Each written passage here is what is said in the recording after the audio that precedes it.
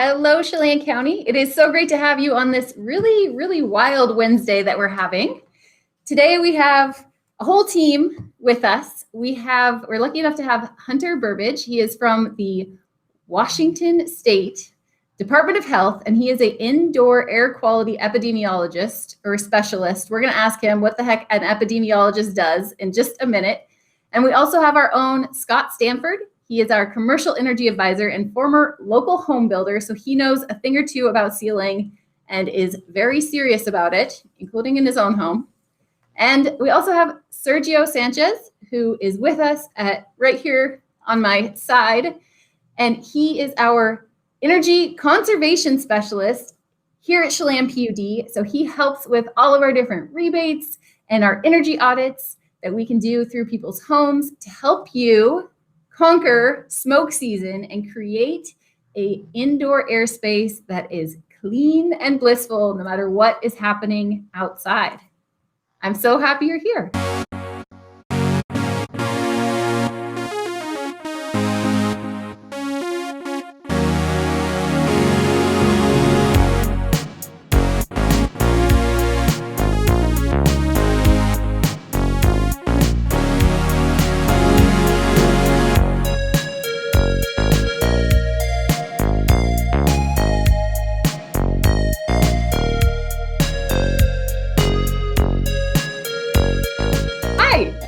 How are you doing?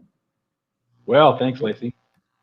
Hunter, good. I want to start with you. Thank you so much for joining us. Where are you located with the Department of Health? Yeah, so I'm down in Tumwater, Washington, and thanks for having me. This is that was pretty sweet, that intro, and excited to meet with Chelan. Super excited. I know there's kind of some hectic stuff going on over there today, but hopefully we can ease some of those those worries today, talking about some of this indoor air quality stuff. So again, thanks for having me.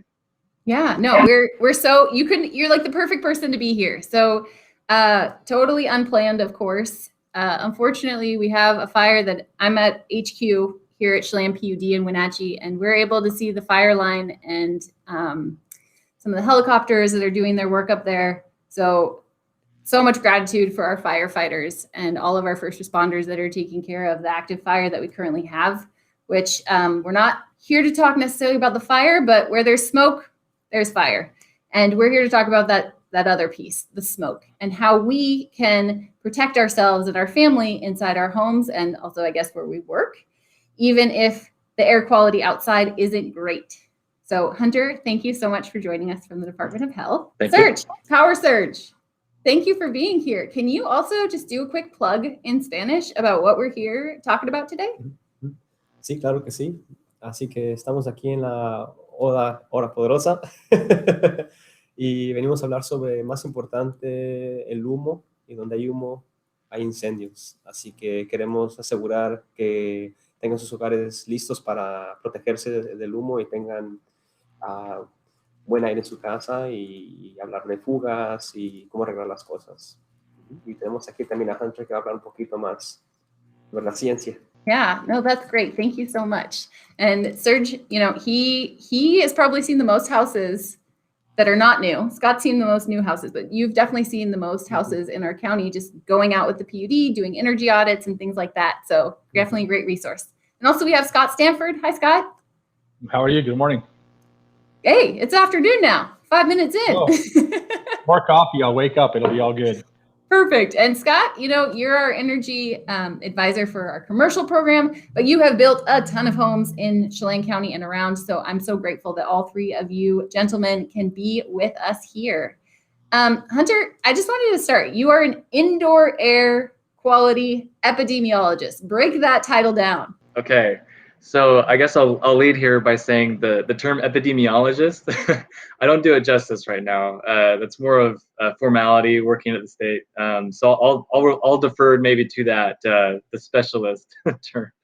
But as an indoor air quality specialist, I work mainly right now on identifying really the proper controls that we can use, the actual tools that we can use to reduce our exposure to wildfire smoke when we're inside. And thinking about inside, we're inside a majority of the time, especially with pandemic and working from home, some of us. So we do spend a lot of time inside, and as we see drought conditions and here in Washington, but then also elsewhere, of course, that risk for the wildfire smoke increases. So that's what I've been focusing on over the last few months. Also do some work with radon exposure prevention at the state, and then also interact with others that are working on other indoor air items. Some more like bacterial and viral stuff. So that's what I do at the state. My background is actually in industrial hygiene, which is more of an occupational health setting. So if people had some business questions or things like that, you could actually field those as well. I'm just saying. Yeah, maybe. I can give it a shot. Yes. We're going to take advantage. Right. So I do work closely with some epidemiologists, though, who their role is really to look at health data, really looking at trends in communicable disease, and then also trends in wildfire smoke, what that means for our health, our lung health, and they take data from hospitals, providers, and that sort of thing. And what does it mean for our health? I mean, so we all know buildings. We know how to seal them up really well. We are a little bit clueless about why we should really care about wildfire smoke. That's a fantastic question. So wildfire smoke, actually, I want to first differentiate between, there's wildfire smoke that's a result from burning of the biofuels, so the trees and what's on the ground. And then there's the smoke that comes from maybe unfortunately structures that are burnt as well. And so really there's a range of contaminants and hazards that come from wildfire smoke, depending on what's burning. If we take, for example, just the foliage that's burning, of course, it's a lot of carbon. And so when it burns, and actually the hotter it burns, it'll release smoke particulates, and specifically these particulates that we refer to as particulate matter, which... Oh, so when you go and look at AQI, the air quality index, it has PM2, I believe. So that's what you're talking about. Yeah, so there's PM 2.5, there's PM 10, but it ranges, smoke actually ranges down into the lower range, below PM 1, and even further into the really, really small micron sizes. And so when we talk about wildfire smoke, it is very small, and smaller than what most of our sensors, the low-cost sensors, can pick up. So just an idea there. What happens is the smaller that particle is, the further into the respiratory tract that it can travel.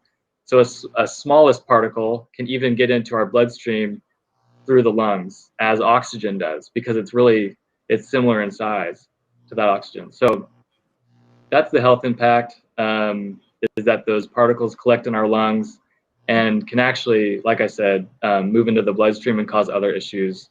So it is a big, it's a big deal. It's a risk that we need, a hazard that we need to talk about. And as the frequency and severity of the fires increases, it's really a risk that's increasing. So I'm glad we're having this conversation and that we can help out in that regard.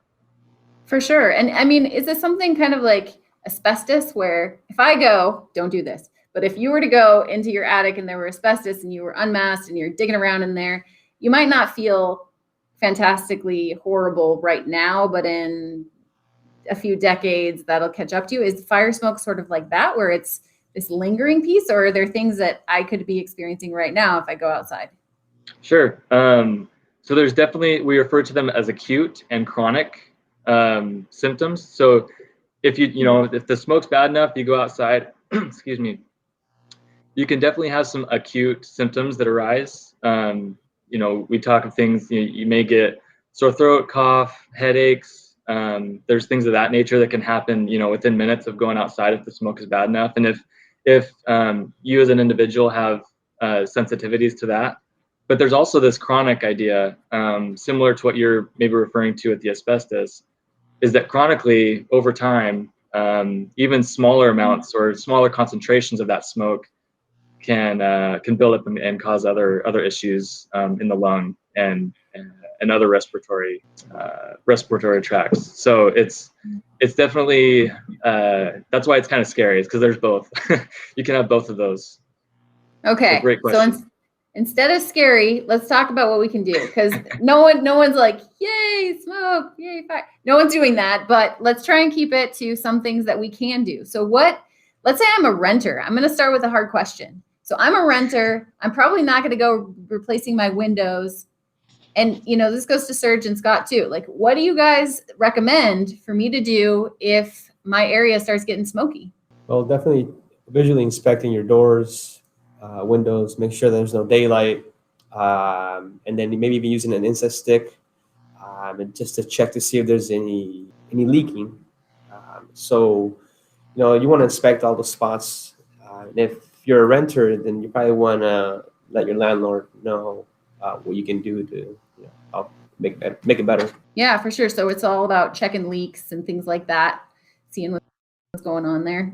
Scott, what do you think? Well, I mean, Sergio's right. You want to any air infiltration where the smoke can get in is now going to be in your sphere that you're breathing all the time. You might want to check and see if your furnace has a fresh air intake. You might want to close that damper temporarily so it's not taking any external air into the system when it does for, you got to have so many air changes per hour in your home. If it's a newer home, older homes probably don't have that and are fairly leaky. So how would I know if I have like air intake on my furnace or not, or on my AC? There's usually probably I think it's a 6-inch pipe you'll see coming in. It comes onto the furnace side of the deal. There it has a damper. Sometimes usually they're on a timer. They might work in conjunction with an exhaust fan in your house as well. So you can check with your maintenance when you maintenance your HVAC or have your guy come out and maintenance. He could probably get you all schooled up on how your system works specifically. Sure, for sure. Hunter, what do you think? So if I'm a renter, I'm not probably putting in a new ductless heat pump to help filter things out as it cools or anything like that. What sort of things could I do today to help me kind of improve the indoor air quality of my home? This is a fantastic question. It's actually a project that we've been working on for the past few months, is determining how to do this. So what we've landed on is establishing what we refer to as a cleaner air room. And it does take a little bit of collecting of some items. However, even if you have really a leaky home or the windows that may be drafty, there are ways that you can prevent that air from coming in. So, or excuse me, I shouldn't say from coming in. It may still come in, but the idea is that we have a filter. We're a portable air cleaner or a DIY box fan filter.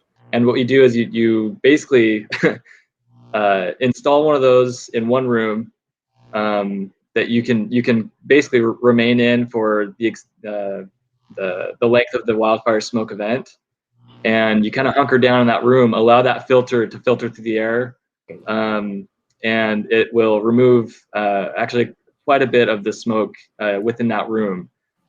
The key is to keep that air filter on, and that you stay in that room. Now, there is the question, you brought that up, Lacy, of the window. Perhaps it's leaky. The air, when it enters the room, can potentially be taken up by that air filter. Another method is to simply place maybe some painter's tape over where the windowsill meets the window, and tape there. Maybe around the window. That's something you'd want to check with first, make sure it doesn't remove any paint, especially if you're renting. Those are just some ideas, however, of how to control that. And I see that Lacy may have put in a video for the DIY fan.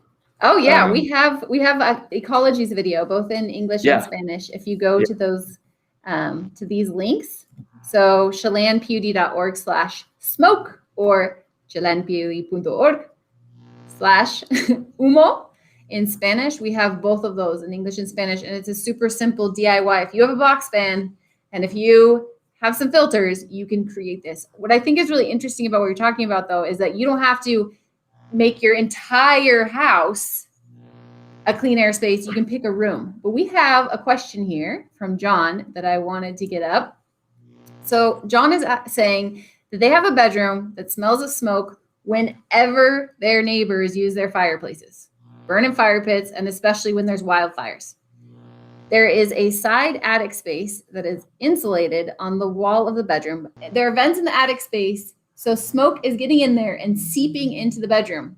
Is there anything I can do? I guess my first question would be to kind of try to understand what air movement capabilities you currently have. If you do have an HVAC system, you know, the ideal would be that you could turn that on and use that HVAC system to filter out the smoke that's entering your home. I guess the other option, second best option, would be to go with the cleaner air room route that I just mentioned, and try to set up something of that nature. That's kind of a short-term cure for that.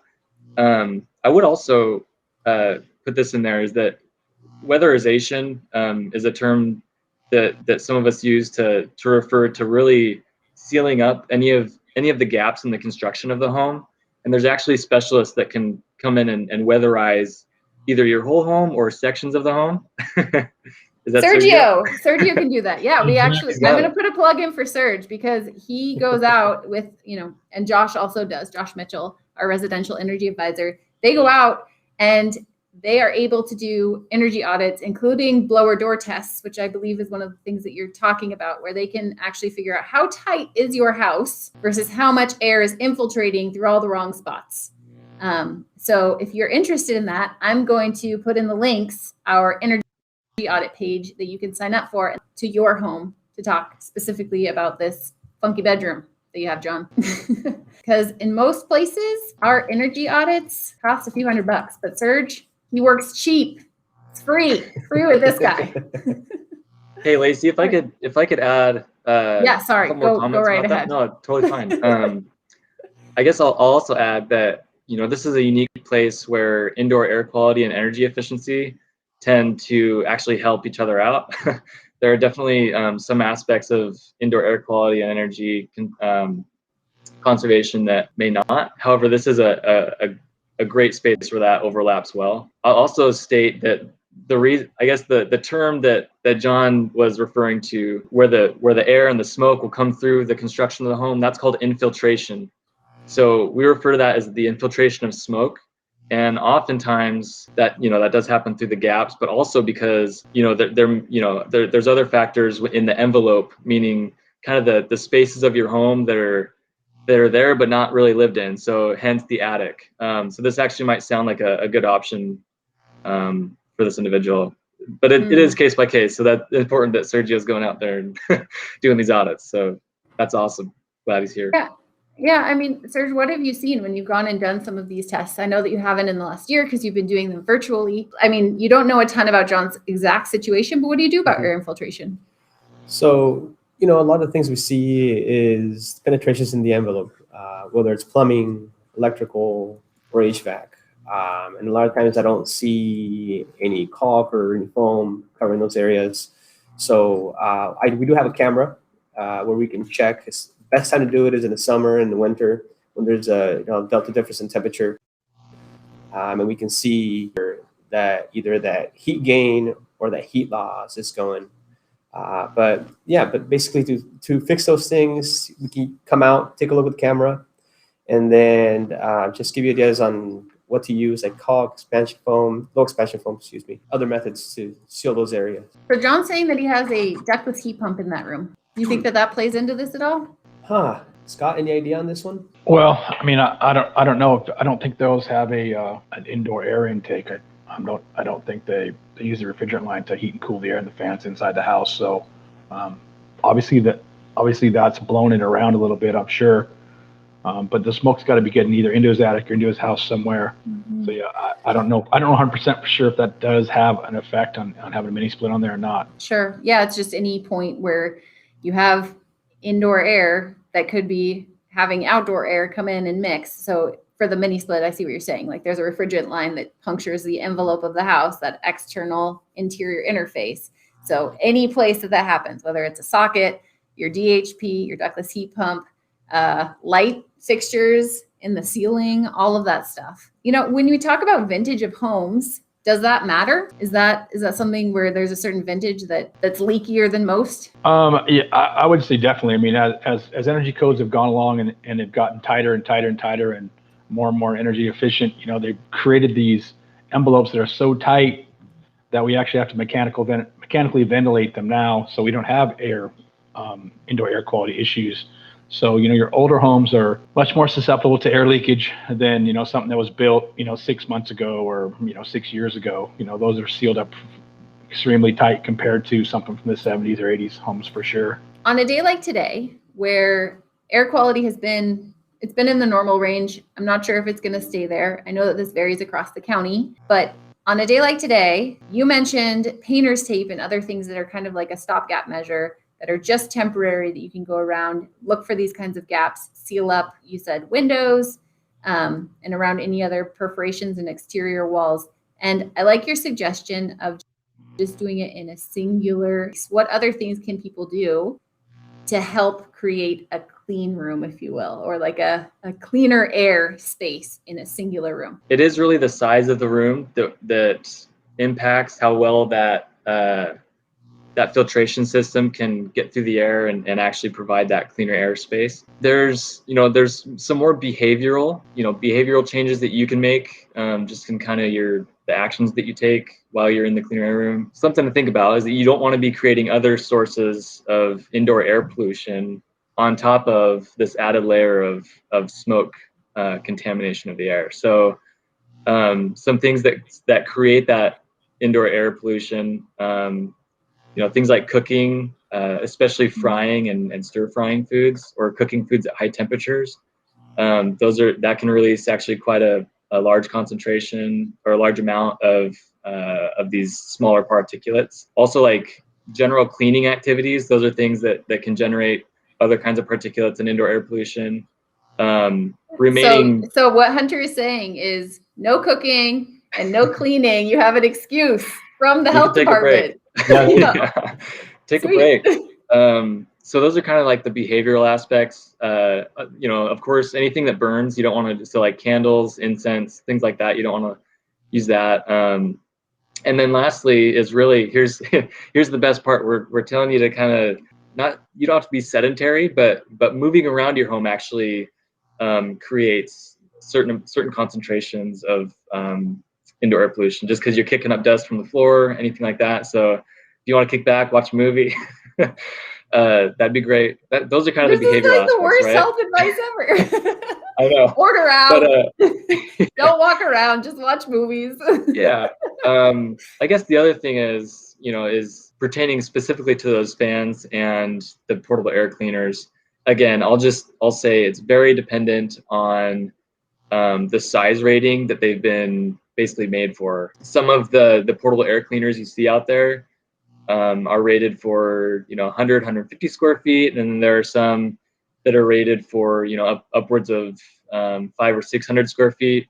So those are some items to consider, especially when selecting this one room that you're going to be spending your time in. You want to eliminate those other indoor air pollutants, and then you want to make sure that your room is the right size. As far as other ways to prevent the smoke from coming into your home, those are really things that are going to be more preparatory. That maybe if the smoke's already there, the best you can do is just kind of try to block that smoke from coming in with solid items. The tape isn't ideal. It's not the best. The weatherization, the weatherization and the getting a new window, those are best practices, right? But when you're in a pinch, cover up the seals on the window. If you can feel it drafty, somewhere, just put something over it. Sure. And those are kind of my thoughts there. But Scott or Serge, do you have anything else to add there? I would build on what you've been talking about with the filter, and we didn't mention it earlier, but one of the things you can do, or you should be doing, is making sure you're changing your furnace filters much more frequently, because they will pack full of smoke, because they will filter that out of the air, the stuff that gets into your house. Then that's going to make your equipment work a lot harder, and all that whole scenario of things. So really stay on top of keeping your filter clean in your furnace. And how often should we change our filter? I assume that changes when there's a smoke event going on. Yeah, I don't know what they're saying now. Every month you should change it, or every 2 months you should change it, your filter. I think I do mine every other month at my house. But yeah, when we get smoke events, I'm looking at it every 3, 4, 5 days, because it'll be if it's like super socked in, like we've had it here, we can't see across the river, that thing will get trashed in 2 or 3 days. Okay. Yeah, and Lacy, if I could add a little bit onto that. So there's definitely varying types of filters that you can purchase for your system. The ones you can see through are not great. Yeah, don't use those. The best practice right now is calling for a MERV 13 furnace filter, if that's what you're going to use for your HVAC system. However, it's very dependent on the capabilities of your system. So I think Scott mentioned, working with your HVAC technician to really identify if that's going to be a possibility. And if that doesn't work, using the next highest. So whether that's, MERV 13, 12, 11, once you get past 11 and down further, it's really not going to do anything for smoke. So really try to get in that range of 13. And then I guess this may be a little specific here, but there's also these filters that are being produced now that it's a MERV 13 filter, and then on top of that, it states that it has an electrostatic property that will help really trap the smoke particles. However, it does work, but they do fill up very fast. Like extremely fast, 2 or 3 days, if the smoke is really bad. So really look for just the most basic MERV 13 filter you can find, and that's going to be your best bet if that works for your system. That caveat. So okay. And what about HEPA? You hear about that with like having pets and things like that. Does that help at all? Yeah, definitely helps. And that's, if your system can handle that, if it's been designed for a HEPA filter, then that's a-okay. The HEPA filters that we hear a lot about now are in the portable units that I've mentioned, the portable air cleaners. A lot of those have HEPA filters. And that's where I think the most appropriate application of a HEPA filter is in filtering out the smoke. I guess I'd have to maybe defer to Scott or Sergio if you've seen a legit HEPA filter on an HVAC system out there. We usually Scott's smiling. I don't think so. We usually. I haven't gotten into that much with those guys. I mean, that's not my area of expertise. Yeah. Honestly, it sounds like over the last year, there was chatter about that with COVID of improving filtration systems and things like that. But I don't know how many are actually out there. I think some recommendation, I would have to double check this, is that a lot of people now are actually switching to the MERV 13 for the virus. And so as kind of a secondary benefit to that, especially in schools, is that we get this smoke filtration for kind of this lengthening fire season, right? That is now moving into kind of the beginning and the later part of the beginning of the school year. So yeah, definitely something to look for is the MERV 13. And I'll also put a plug there again to consult with your HVAC professional, as that's pretty crucial. Although right now I have to tell you they're slammed. Yeah. I'm still definitely. chilling with no AC at my house. So oh no. I was actually curious. My question is, I don't have AC right now. Our 32-year-old AC unit outside finally kicked the bucket in our last heat wave at the end of June. I've been surviving. I've been doing all right through the higher heats. We've been getting into the hundreds pretty frequently here, Hunter. So I've been doing okay, but now I'm looking out and I'm watching the smoke billow out sort of towards my home in East Wenatchee. What do I do if I don't have AC? It's 100 degrees outside, and like, how do I solve this problem with smoke coming into my home? This is a challenging question. So heat and wildfire smoke are they're partners in crime.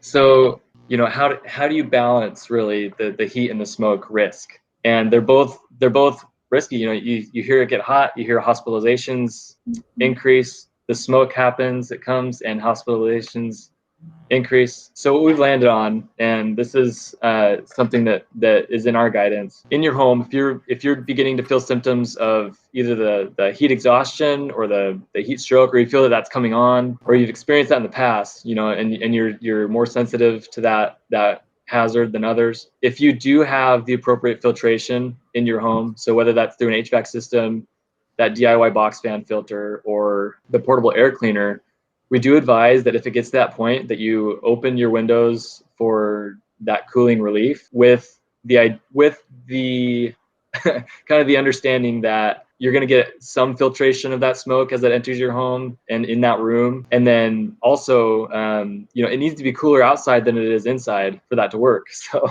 kind of maybe more of a common sense thing, but if it's hot outside, it's hot inside, it's not going to do much help to let more hot air inside.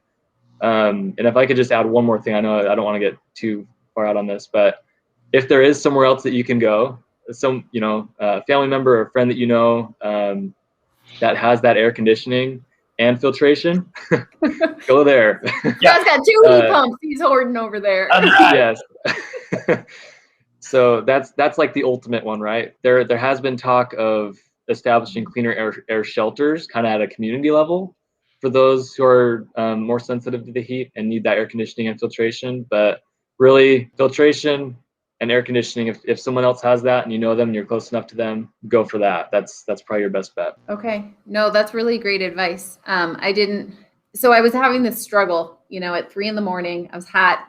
It was 80 degrees in my daylight basement. So we got a little bit of a reprieve because it was 90 degrees upstairs. And I was having this debate at 3 o'clock in the morning going, do I open the windows right now because it's finally cooled off? It cools off at our place recently. It's been cooling off around 9:30, something like that. All the windows open. I finally decided, I looked at the AQI, our air quality index of the area. And you're right, I had to kind of make this decision. I have young kids at home where it was like, do we overheat or do we breathe a little bit of smoke? And I turned on our HVAC fan. So even though we don't have AC, it was filtering out some of the air, at least downstairs where we were sleeping. So it's a hard one. Thank you.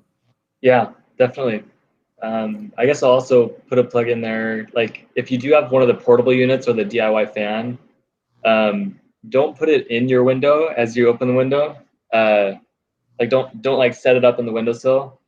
But if you can move the filtration unit, closer to the window, so where it's kind of intercepting that air that's coming in, so you're not breathing it directly, and maybe spend more time further away from that window if you can. That's kind of the best that you can do, and just utilize what you have. Okay, here is a question. So Sally had asked, she says that she has central air conditioning. Should I run my AC fan? I think she's probably talking about even if it's not necessarily cooling, should she just keep that bad boy circulating air, or does that cause problems? So the one thing that you would want to check in, and Scott mentioned this earlier, is that outdoor air intake. If that is open, then you don't necessarily want to bring in that air and cycle it into your home. If you can turn that intake to where it's not bringing in any outside air, and you can run the air in your home and circulate it so that it's, A, not stuffy, and B, potentially passing through that filter, that would be ideal. Just make sure that outdoor intake is closed. That's the main takeaway from that. Okay, and what about closing doors? So you talked about having kind of a cleaner airspace. I feel like this is not saying life vest. It's cleaner airspace. But Yeah. If you have central, do you leave all the doors open, or would closing doors kind of change the pressure where you're drawing air in from outside, or what kind of consider? I don't want to make it too overly complicated, but if you have a central system that can filter things out, do you leave all the doors open, or can you shut them and focus on a room to make it cleaner? I guess, and Scott, you can throw in some ideas here too. I'm sure you have more field experience in the home, but just from my understanding, the way that a system works is that it'll have basically a kind of a main intake, even from the indoor side, kind of a return, if you will, and then it will push the air into individual rooms. So I would, if you're looking for a steady flow and steady filtration, I would advise, if that air is being pushed into individual rooms, leave those doors open so that it can cycle appropriately. And then also, I guess I maybe jumped too soon to the the cleaner air room. That this idea that an HVAC system can clean the air in your home, that's really best if you can have that good efficiency filter, right? That's going to be your best bet. On top of that, if you wish, you can supplement with the portable air cleaners or the DIY box fan filters if you would like. So if you don't feel like your system is cleaning the air enough, go ahead and throw some of those portable units out there if you can. And in that case, yeah, I'd say continue to leave the doors open. Although I'm not entirely positive how that would influence the rest of the circulation through the home. What do you think, Scott? Yeah, definitely. You want to keep your doors open. Okay. The central system, if it's, you close the door and you got a vent in there or a supply vent in there, it's going to pressurize that room. Unless that's why the doors need to be cut on the bottom, so that the air will come back through there. Because Scott, I thought people were they weren't. I have to admit, I thought this was an error. I've thought for all these years that big gap under the door was like they just didn't measure right or something. No offense. I've cut hundreds of doors off. So yeah, I love it. Yeah, because the air has to be balanced. You got to return air is what he was talking about. So it's whatever it blows out, it's got to suck back in so it stays balanced. As soon as you start locking down rooms, then your return air might be outside. It's probably outside some of those rooms. So now it's sucking more out than it's not getting back in, and it's going to create an imbalance in your system, which will draw air from other places. Maybe you have a leak in a vent or a duct or something.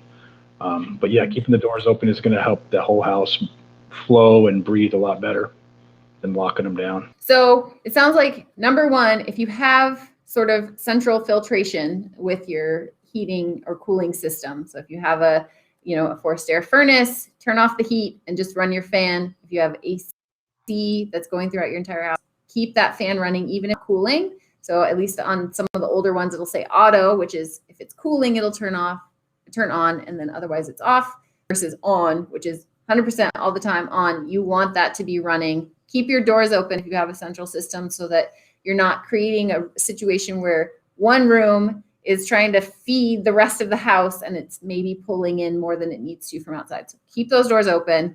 What if you don't have a central system? Is that when we're talking about the best application for this cleaner room? Yeah, exactly. So if you don't have that HVAC system, definitely this is the route to go.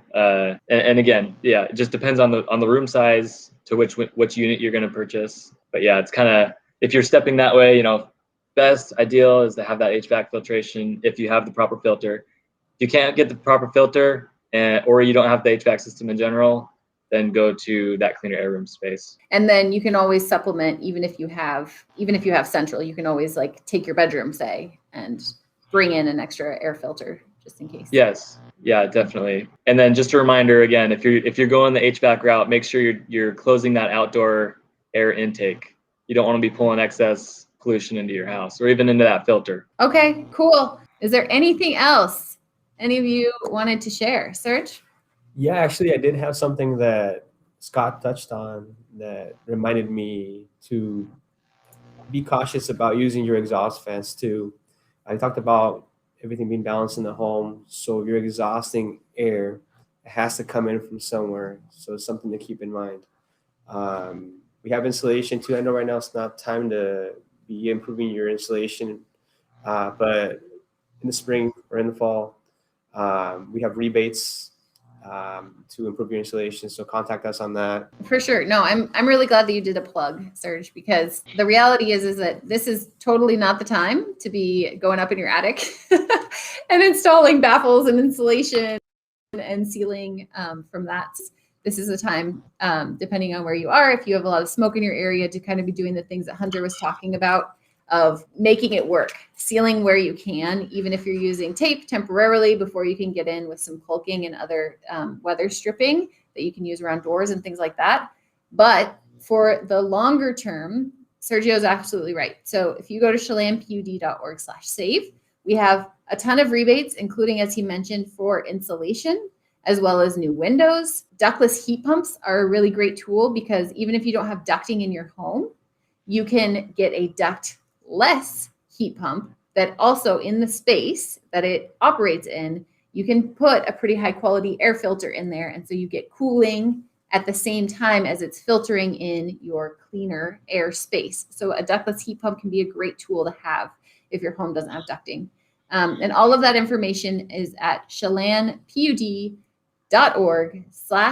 save. We also have one last question. Jackie's sneaking in here. Yeah, so Jackie's asking, what do I do if I only have window AC units? And I will say, Serge, you can correct me on this, but when you see window AC units, it seems like that's a ceiling disaster often. Like sometimes I see cardboard or other kinds of, makeshift ceiling that's just a great infiltration space. So what should Jackie do, guys? So the window AC units, yeah, Lacy, you kind of put that, I think, pretty accurately. I guess our recommendations, we keep going back to, closing that outdoor intake if you can on that window unit and setting to recirculate if it has that option.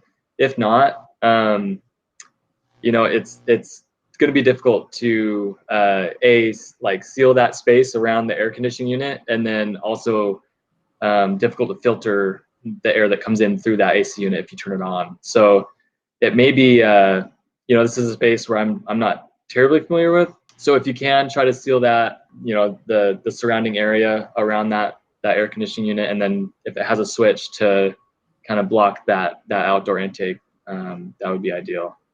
But really depends on the model as well. My understanding of those units takes air from the outside, passes it through the coil, and puts it in the indoor environment. And I'm not sure how one would how a unit would run inside. Yeah. But if you are worried more so about the risk of the smoke, then definitely, if you can, it is also a pain to remove that from the window, close the window.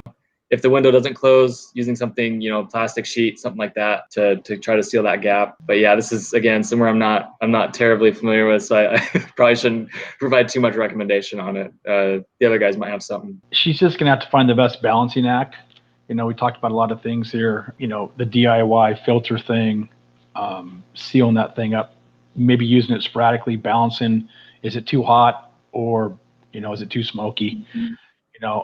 It might be best to, not run the thing during the day and let the house get a little warmer, but have one of those filters and isolate into a room, the DIY thing that Hunter was talking about, to get your air quality inside where it might need to be. And then, and if it gets too warm, you're going to have to cool it off at night somehow. I don't know if you can rig up some sort of a filter in front of that thing, but they're notorious for being extremely leaky and just a nightmare to seal up. But so you'd have to, I guess, just do the best you can to get that thing sealed up so you're not pulling any other air of the bad air, the smoky air, into your home.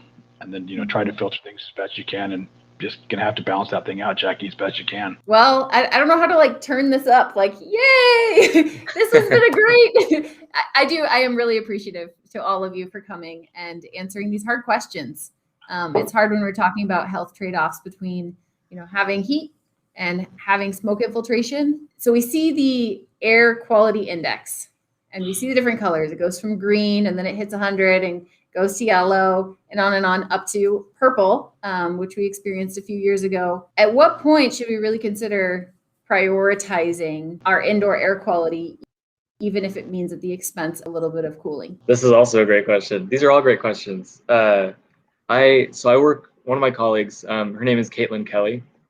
She's very involved with the AQI. I'm still learning about the AQI. But the idea behind that is you need to know your own limitations, right? So it's really a health-based scale. For example, there's, moving up, I think it's orange, is unhealthy for sensitive populations, right? So those are people who already have respiratory disease of some sort or another. And then it's really unhealthy, and unhealthy for really everybody, right? So it's really, if you know you have a condition, taking action sooner is better. And if not, if you can deal with a little bit of the heat, then again, a balancing act.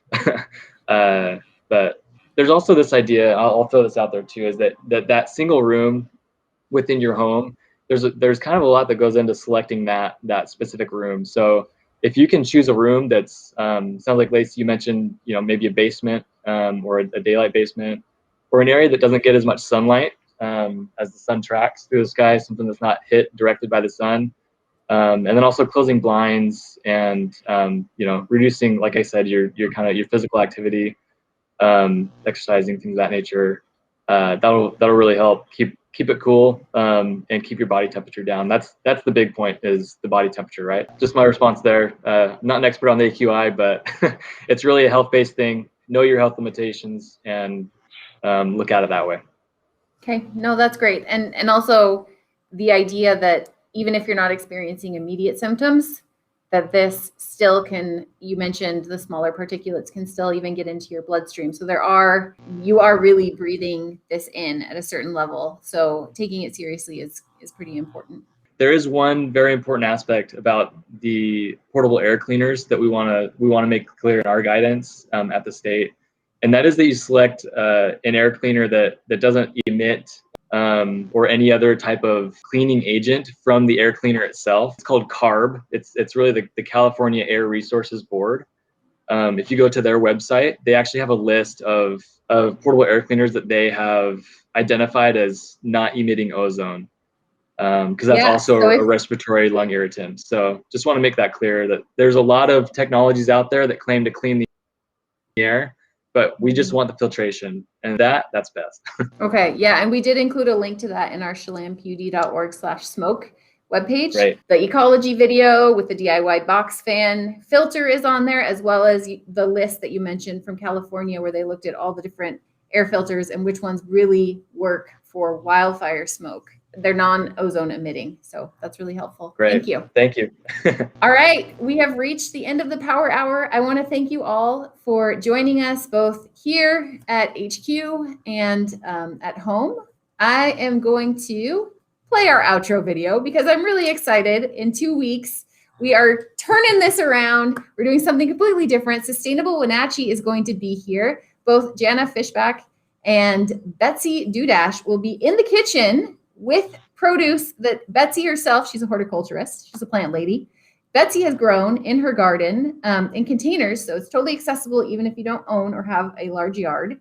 And she's going to show us how to make food that doesn't heat up your house, tastes delicious, is light on the environment, and doesn't use a crazy amount of energy, because as we know, if you save a little bit of energy every day, that really lowers your bills and makes everything work a lot better over the long haul. So all of you, Hunter, Sergio, Scott, thank you so much for your expertise today.